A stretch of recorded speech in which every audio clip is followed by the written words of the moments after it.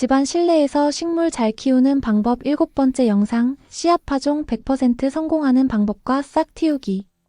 6번째 영상 쌀뜨물 비료 사용 방법에 이어서 7번째 영상으로 씨앗 발화에 관한 영상 올립니다. 텃밭이나 베란다 화분에 씨앗을 파종하고 싹을 틔워서 키우기가 쉬울 것 같은데 의외로 발화가 잘 안 되어 실패한 경우가 많을 거예요.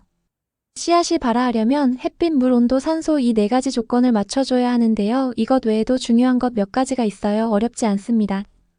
영상 보시고 금년 봄 텃밭이나 베란다에서 화분에 씨앗을 뿌리고 키우는데 참고하세요.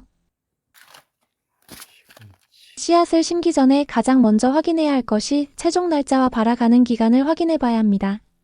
종자는 수명 기간이 채종 후 1, 2년인 단명 종자와 3, 5년인 중상명 종자, 5년 이상인 장명 종자로 구분하는데요. 수명 기간이 지나버린 씨앗은 아무리 심어도 싹이 나오지 않아요.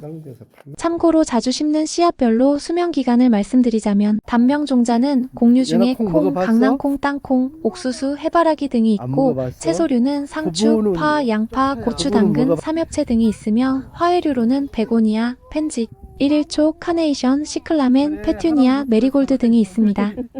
중명 종자는 곡류로 벼, 밀, 보리, 유채가 있고 채소류는 배추, 양배추, 시금치, 완두콩, 무, 호박 등이 있습니다. 장명 종자 5년 이상은 수박, 토마토, 가지, 비트, 사탕무가 있고 화훼류는 접시꽃, 나팔꽃, 백일홍, 데이지 등이 있습니다. 씨앗을 파종하기 전에 채종한 연월일을 확인해서 발화 기간이 지나 수명이 다했는지 여부를 확인하시고 발화가 의심스러우면 심기 전에 물에 적신 키친타올에 감싸서 따뜻한 곳에 두고 발화가 되는지 확인하고 심으세요. 씨앗을 채종한 뒤 실온에서 보관할 경우 위에서 말한 수명 기간이 지나면 거의 발화가 되지 않습니다.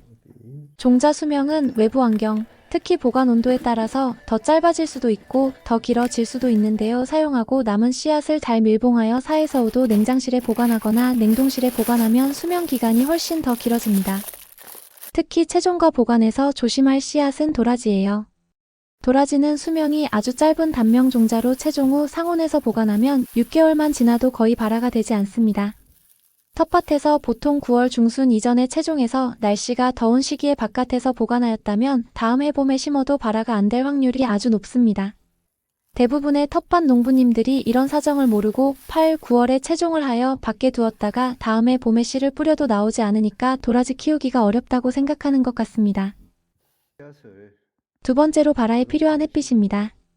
종자가 발화하는 조건으로 햇빛이 있어야 싹이 나오는 광발화 종자와 햇빛이 없어야 싹이 나오는 암발화 종자가 있습니다.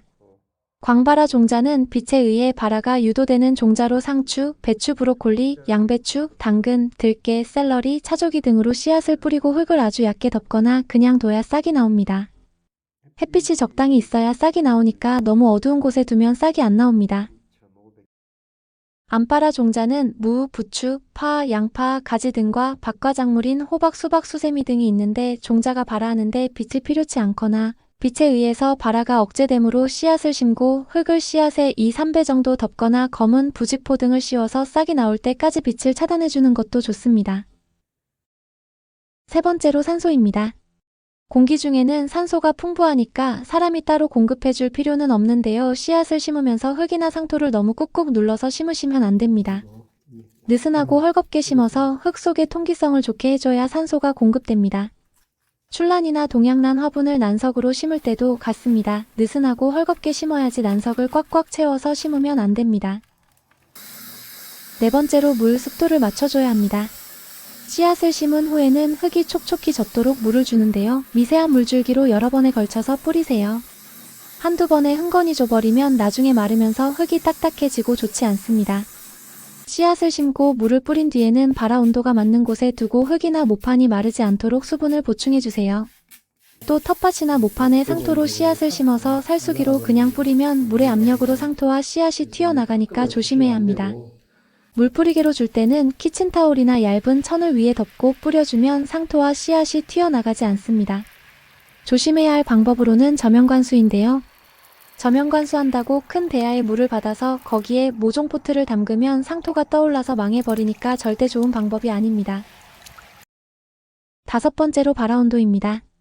보통 대부분의 씨앗은 20도에서 25도 사이가 발화 저온입니다. 이른 봄에는 비닐로 보온을 해서 온도를 올려주거나 혹서기에는 차광을 해서 온도를 낮춰주세요. 집에서는 겨울이나 이른 봄 기온이 낮은 경우에는 온열 매트나 실내 난방을 활용하세요. 싹이 상토를 뚫고 나와본 잎이 자랄 때까지 상토가 마르면 안 되고 싹이 나오면 햇빛을 충분하게 쬐어서 옷자라지 않도록 합니다. 한 가지 더 추가하자면 씨앗에 따라서는 휴면을 타파해줘야 하는 것들이 있고 흐르는 물에 담가두고 씨앗에 있는 발화 억제 물질인 앱시스산을 제거하여야 발화가 되는 씨앗도 있습니다. 채종 후 일정 기간이 지나야 발화되는 것과 일정 기간 저온이 경과되어야 발화되는 씨앗, 동물이 먹고 배설해야 발화되거나 불이 나서 열을 받아야 발화하는 것도 있는데요. 전 영상에서 발화 억제 물질 제거와 저온 경과 등에 대하여는 설명을 했으니 한번 찾아서 보세요. 이번 영상은 여기까지입니다. 도움이 되셨나요? 다음 영상은 싹이 나온 뒤 관리 방법과 모종판에 씨앗을 심어서 모종을 기르는 방법입니다. 구독과 좋아요 눌러주시고 다음 영상도 계속 시청해주시면 감사하겠습니다.